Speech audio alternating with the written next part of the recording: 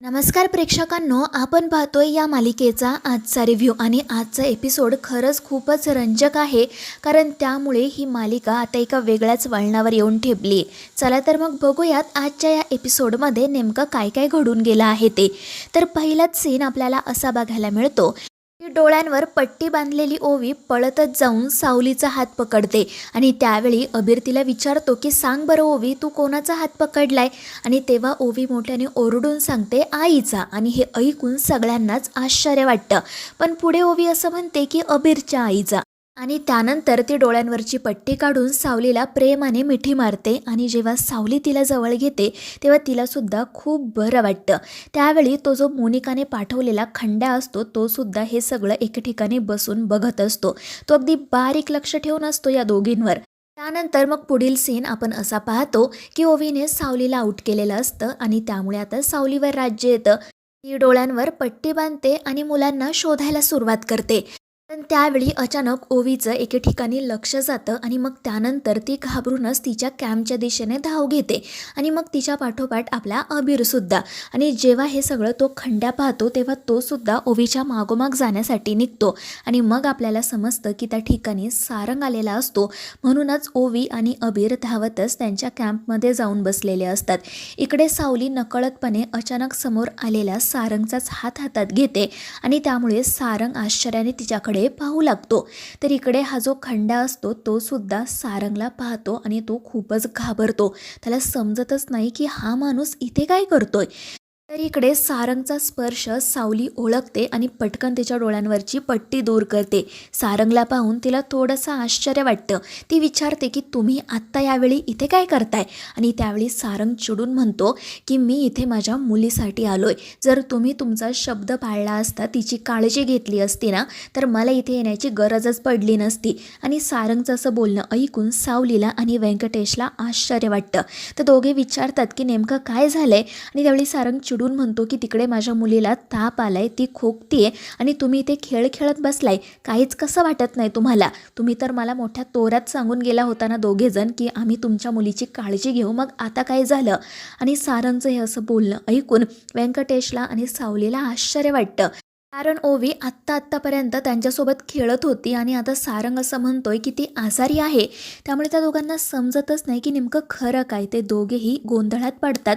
पण तितक्यात तिथे येतो अबीर आणि सारंगला हाक मारत म्हणतो की सुपर हिरो इकडे या. ओवी आतमध्ये आराम करते. त्यामुळे सारंग रागातच तेथून निघून जातो. हे जे सगळं काही घडत असतं ते तो खंड्यासुद्धा पाहत असतो आणि मग हळूहळू त्याला गोष्टींची उकल व्हायला सुरुवात होते. त्याच्या लक्षात येतं की 8 वर्षांपूर्वी हा सारंग आपल्याकडून ज्या मुलीला घेऊन गेला होता त्या मुलीला त्याने लहानाचं मोठं केलंय आणि ती आता दुसरी तिसरी कोणीही नसून ओवी आहे. आणि मग तो त्या ओवीच्या कॅम्पच्या दिशेने जायला निघतो. इकडे ओवी नाटक करत शांतपणे झोपलेली असते. अबीर तिच्या जवळ बसलेला असतो आणि मग जेव्हा सारंग आणि बबलू तिथे येतात तेव्हा अबीर म्हणू लागतो की सुपर हिरो काळजी करू नका, ओवीला आता बरं वाटतंय. तर दुसरीकडे सावलीला सारंग जे काय बोललेला असतो त्यामुळे खूपच वाईट वाटत असतं. ती व्यंकटेशला विचारत असते की तुम्हाला माहीत होतं का की ती ओवी आजारी आहे म्हणून? तर व्यंकटेश म्हणतो नाही ग सावली, आणि मला सांग ती आत्तापर्यंत आपल्यासोबत खेळत होती, अचानक आजारी कशी काय पडेल? तर सावलीमध्ये मलाही तेच कळत नाहीये, पण ते सारंग किती बोलले बघितलंत ना तुम्ही, नक्कीच काहीतरी गडबड आहे. आणि मग ते दोघेजण सुद्धा कॅम्पच्या दिशेने जाण्यासाठी निघतात. तर इकडे आपल्याला असं बघायला मिळतं की सावलीने आपल्या मुलीकडे दुर्लक्ष केलंय म्हणून ती आजारी पडली असा सारंगचा गैरसमज झालेला असतो आणि म्हणूनच तो खूप चिडचिड करत असतो. पण त्यावेळी अबीर सगळी परिस्थिती सांभाळून घेतो आणि तो सारंगला असं सांगतो की सुपर हिरो तुम्ही प्लीज माझ्या आईवर चिडू नका, रागवू नका. कारण मुळात ओवी आजारी आहे हे तिला माहितीच नाही. आणि ते ऐकून सारंगला आश्चर्य वाटतं. तो विचारतो म्हणजे? आणि तेव्हा अबीर त्याला असं सांगतो की ओवीने माझ्याकडून प्रॉमिस घेतलं होतं की ती आजारी आहे ही गोष्ट मी कोणालाही सांगणार नाही, नाहीतर मग सगळ्यांनाच टेन्शन आलं असतं ना. म्हणूनच या कॅम्पमध्ये दुसऱ्या कोणालाच माहीत नाही आहे की ओवी आजारी आहे. आणि हे ऐकून सारंगला त्याच्या चुकीची जाणीव होते. पण त्याचवेळी त्या कॅम्पच्या बाहेर उभ्या असणाऱ्या खंड्याकडे बबलूचं लक्ष जातं आणि तो बाहेर जाण्यासाठी निघतो. तर इकडे हा खंड्या सारंगचं सगळं बोलणं ऐकत उभा असतो आणि तेव्हा त्याला समजतं की सावलीच्या ज्या मुलीला आपण तिच्याकडून हिसकावून घेतलं होतं त्याच मुलीला सारंगने लहानाचं मोठं केलं आहे. त्याला हे सत्य समजतं की ओवी ही सावली आणि सारंगचीच मुलगी आहे आणि मग तो ताबडतोब हे सगळं मोनिकाला सांगायचं ठरवतो. पण तितक्यात तिथे बबलू येतो आणि त्या खंड्याला विचारतो की कोण आहात तुम्ही आणि इथे काय करताय. आणि बबलूला पाहून तो खंड्या खूपच घाबरतो आणि तेथून पळून जाण्याचा प्रयत्न करतो. पण बबलू बरोबर त्याला पकडतो आणि त्याच्या अंगावरच बसतो आणि त्यानंतर तो सारंगला हाका मारू लागतो. सारंग देखील धावतच बाहेर येतो. त्या खंड्याला बघून त्याला आठवतं की याच माणसाकडून आपण ओवीला ताब्यात घेतलं होतं.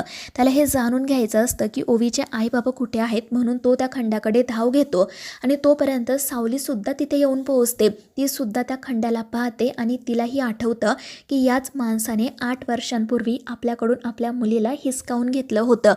आणि त्यावेळी जे काही घडलेलं असतं ते नजरेसमोर आल्यावर तिला खूप भीती वाटू लागते, अक्षरशः घाम फुटतो आणि जेव्हा खंड्या तिला पाहतो तेव्हा तोही घाबरतो.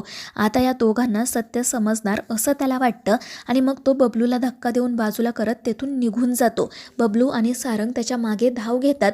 तर सावली विचार करत मनाशी म्हणत असते की हा तर तोच माणूस आहे ज्याने 8 वर्षांपूर्वी माझ्या मुलीला माझ्यापासून दूर केलं.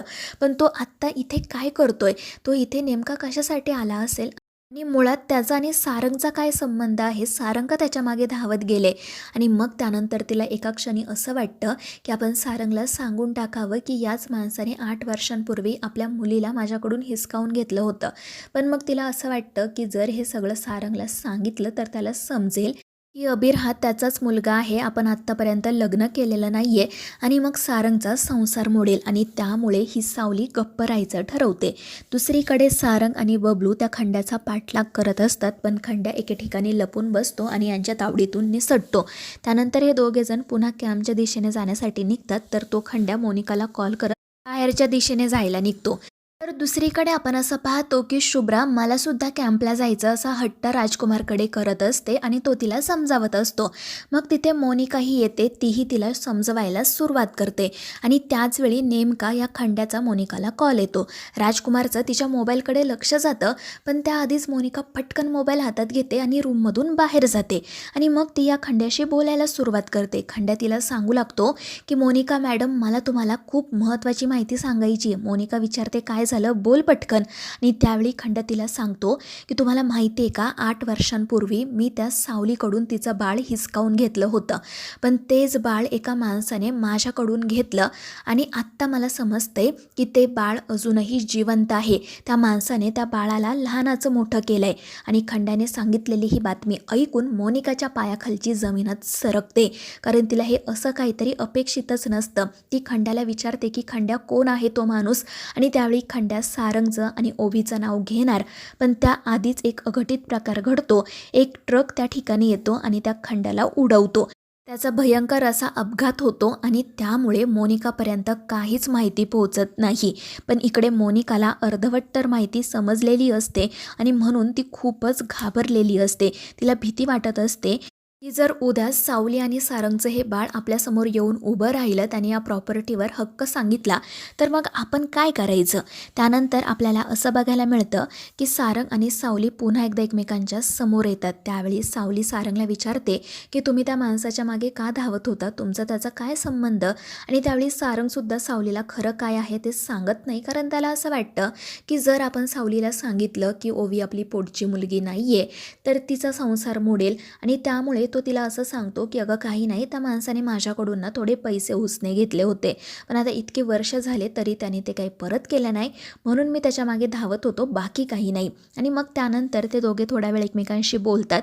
सारंग मगाशी रागाच्या भरात सावलीला जे काही बोललेला असतो त्याबद्दल तो सॉरीसुद्धा म्हणतो आणि मग त्यानंतर सारंग झोपायला निघतो. सावलीसुद्धा तिच्या कॅम्पमध्ये जाते. दुसरीकडे ओवी आणि अबीर एकमेकांशी बोलत असतात. सारंगने असं ठरवलेलं असतं की आपण उद्याच ओवीला घेऊन आपल्या फॅमिली डॉक्टरांकडे जाऊयात, आणि म्हणूनच अबीरला आणि ओवीला काळजी वाटत असते, कारण त्यांना सारंगला तिथेच थांबवून घ्यायचं असतं. आणि त्यावेळी बबलूसुद्धा त्यांच्या मदतीला येतो, कारण बबलूला कळून चुकलेलं असतं की ही दोन्हीही मुलं फक्त आजारी असण्याचं नाटक करतायत. त्यांना सावलीला आणि सारंगला एकमेकांच्या जवळ आणायचं आहे, म्हणून तो सुद्धा मस्तपैकी त्यांना साथ देतो. त्यानंतर दुसरा दिवस उजाडतो. राजकुमार नेहमीप्रमाणे त्या गुरुकुलच्या जमिनीच्या पाठीमागे लागलेला असतो. त्याच संदर्भात वकिलाशी बोलत असतो आणि हे सगळं ती मोनिकासुद्धा ऐकते. तर मित्रांनो, आता या मालिकेच्या पुढील भागांमध्ये नेमकं काय काय घडणार आहे हे जाणून घेण्यासाठी आपल्या चॅनेलला